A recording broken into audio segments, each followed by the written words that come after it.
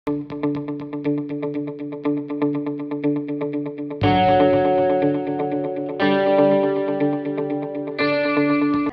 ini kita akan belajar mengenai prinsip dan mekanisme pewarisan. Okey, tajuk sains tingkatan 4 KBSM.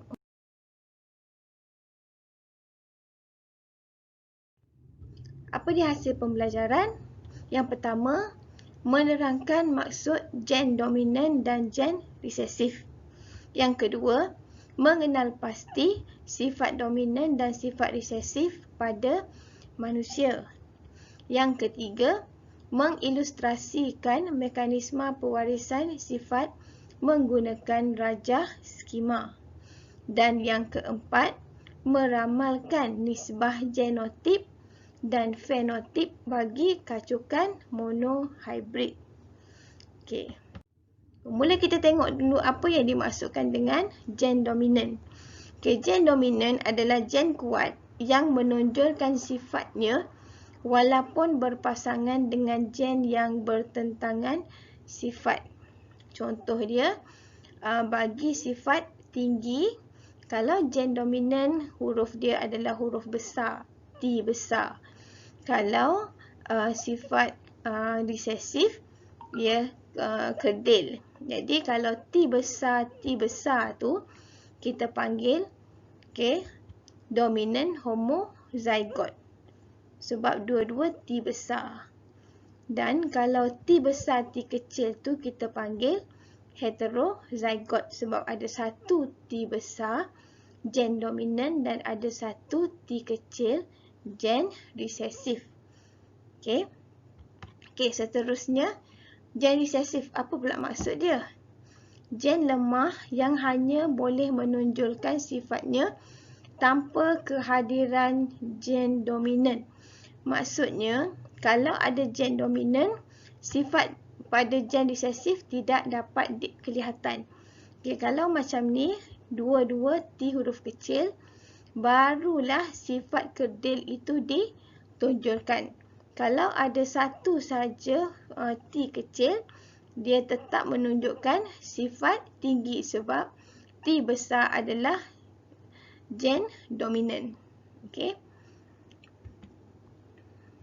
Okey, sekarang kita tengok apa contoh-contoh sifat dominan dan sifat resesif yang ada pada manusia. Okey, kita tengok sifat dominan dulu.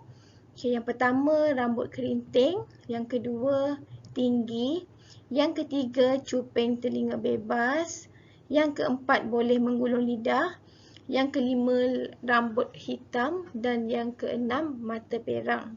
Okey, anak mata terperang, berwarna perang. Okay, ada lagi contoh-contoh sifat dominan lain. Okay, cikgu senaraikan yang ini sahaja. Okay, untuk sifat resesif pula, rambut lurus, kerdil, cuping telinga melekap, tidak boleh menggulung lidah, rambut perang, dan anak mata berwarna biru. Okay, mari kita tengok gambar rajah pewarisan pokok kacang. Okay, yang telah dihasilkan oleh Mendel. Okay, Mendel dia telah mengkacukkan pokok kacang baka tulen dengan pokok kacang yang kerdil. Pokok kacang baka tulen ni mempunyai genotip T besar, T besar. Bagi yang kerdil ni pula T kecil, T kecil. Ini dominan dan ini resesif. Okey, semasa proses meiosis kita tahu bilangan kromosom akan terbahagi dua. Jadi samalah. Okey, yang ini genotip induk ni akan terbahagi dua. Okey, setiap gamet akan mendapat satu T besar. Sama juga yang T kecil. Okey, gen resesif. Okay, apabila meiosis dia akan membahagi dua dan setiap satu gamet akan mempunyai gen T kecil dan T kecil. Okey, selepas itu, semasa proses persenyawaan, gamet akan bertemu. Okey, jadi ada 4 kemungkinan. Kemungkinan yang pertama adalah T besar yang merah akan bergabung dengan T kecil yang kuning, membentuk T besar, T kecil. ni. Okey, kemungkinan yang kedua, mungkin juga T besar yang merah ni akan bergabung dengan T kecil yang ungu, membentuk atau menghasilkan T besar merah, T kecil ungu. Ataupun boleh jadi juga menghasilkan berlaku gabungan antara T besar yang biru dengan T kecil yang kuning. Okey, menghasilkan T besar yang biru, T kecil yang kuning. Okey, ataupun pilihan yang terakhir, mungkin T besar yang biru bergabung dengan T kecil yang ungu. Okey, membentuk T besar biru, T kecil yang ungu. Okey, ini keempat-empat ini adalah kebarangkalian maklumat genotip yang diperolehi pada generasi pertama pokok kacang. Okey, jadi kita boleh tengok pada keempat-empat genotip ni semuanya ada T huruf besar. Bila ada T huruf besar, itu adalah gen dominan, maka kesemuanya mempunyai sifat tinggi. Okey, semuanya mempunyai sifat tinggi sebab dia ada gen dominan T huruf besar.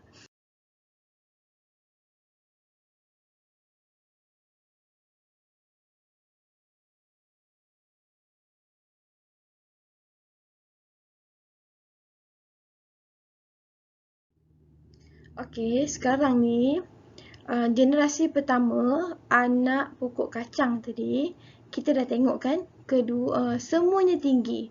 Jadi kita ambil dua dan kita kacukkan. Jadi genotip anak pokok kacang tadi generasi pertama kita dah tahu. Dia adalah T besar T kecil, kedua-duanya T besar T kecil. Okey, dua-duanya mempunyai genotip yang sama. Okey, kita kacukkan mereka jadi sama juga. Bila proses meiosis berlaku, okey, kandungan kromosom menjadi membahagi dua. Jadi gamet untuk generasi F1 akan menjadi dua. Okey, T besar T kecil sama juga T besar T kecil untuk anak pokok kacang yang kedua. Okey, apabila berlaku persenyamaan, okey, ada 4 kemungkinan yang akan berlaku sebagaimana yang telah cikgu terangkan sebelum ni. Okey, kemungkinan yang pertama T besar merah dengan T besar kuning. Kemungkinan yang kedua T besar merah dengan T besar ungu. Minta maaf, T besar merah dengan T kecil ungu, ataupun T kecil biru dengan T besar kuning, ataupun yang satu lagi T kecil biru dengan T kecil ungu. Okey, jadi ini adalah maklumat genotip bagi anak pokok kacang generasi kedua. Jadi kita tengok yang ini kedua-duanya T besar, jadi dia adalah tinggi. Yang ini pun tinggi sebab ada gen dominan di sini. Yang ketiga pun tinggi sebab ada gen dominan di sini. Dan yang keempat adalah kedil sebab kedua-duanya gen resesif. Okey, sekarang ni kita tengok nisbah. Okey, nisbah genotip. Bila kita tengok nisbah genotip, ada satu yang T besar, ada dua yang T kecil. Okey, ada dua yang T besar, T kecil, yang ni heterozygot ni, dan ada satu yang T kecil. Okey, kalau dari segi fenotip, ada 3 yang tinggi nisbah kepada satu yang kedil. Kalau dari segi peratus, maksudnya 75% tinggi dan 25% kedil. Okey, awak jangan anggapkan generasi anak pokok kacang kedua ni, maksudnya ada 4 anak pokok kacang, 3 tinggi, 1 kedil. Tidak. Kebarangkalian untuk anak pokok kacang generasi kedua untuk menjadi tinggi adalah 75%. Untuk mendapat anak pokok kacang yang kedil adalah 25%. Okey, kena faham yang itu. Okey, seorang pelajar yang kidal mempunyai kedua-dua ibu bapa yang tidak kidal. Diketahui bahawa gen kidal adalah resesif. Jika gen tidak kidal dan gen kidal diwakili oleh K dan K masing-masing, terangkan bagaimana pelajar itu mewarisi gen kidal daripada ibu bapanya. Okey, apa masalah dia? Dia kidal, tapi mak ayah dia tak kidal. Okey, kenapa jadi macam tu? Penjelasan masalah sebab dia bawa gen resesif, manakala ibu bapa dia membawa gen heterozygot. Okey, dominant. Heterozygot dominant. Jadi penerangan dia macam ni. Ayahnya, okey, 1K besar, 1K kecil. Mak, 1K besar, 1K kecil. Semasa proses meiosis, okey, satu sperma akan bawa K besar, satu sperma akan bawa K kecil. Okey, yang mak pula satu ovum bawa K besar, satu ovum bawa K kecil.